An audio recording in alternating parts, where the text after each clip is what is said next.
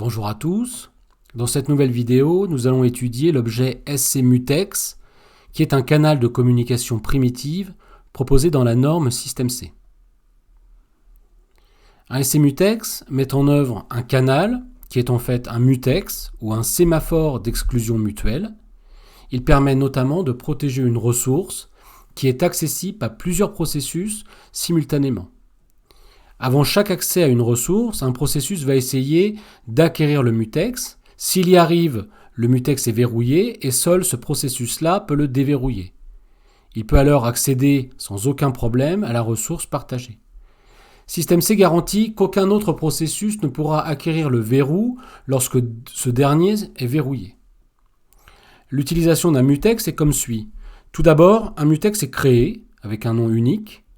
Lorsqu'un processus veut accéder à une ressource, il fait appel à une primitive particulière qui est la primitive lock pour verrouiller le mutex.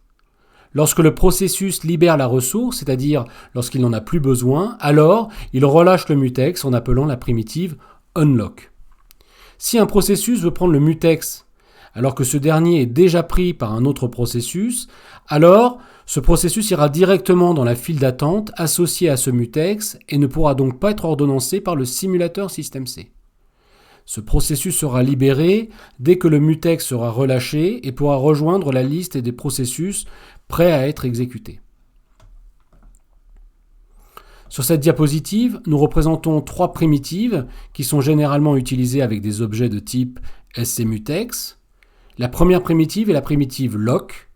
Lorsqu'elle est utilisée dans un processus, cette primitive indique que l'on souhaite avoir accès à une ressource.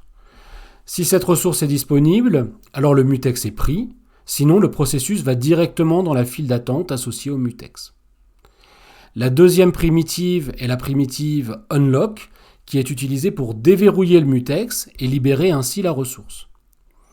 La dernière primitive est la primitive try-lock, qui est similaire à la primitive lock, si ce n'est que cette dernière n'est pas bloquante. Illustrons l'utilisation d'un mutex maintenant sur un exemple simple. Sur cet exemple, nous allons essayer de modéliser le fonctionnement d'un portique permettant d'accéder à une salle. L'idée étant qu'il existe un unique portique permettant aux utilisateurs d'entrer et de sortir de la salle. Alors bien évidemment, il ne peut pas y avoir plus d'une personne à passer le portique à un instant donné. Ce portique sera donc une ressource dont il faudra demander l'utilisation avant d'entrer ou de sortir de la salle. L'exemple est mis en œuvre dans un module appelé ici gate.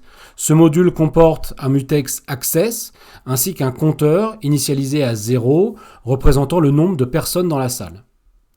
Le constructeur de ce module fait intervenir deux méthodes, arrivée et départ, qui sont sensibles respectivement aux signaux d'entrée et de sortie de la salle.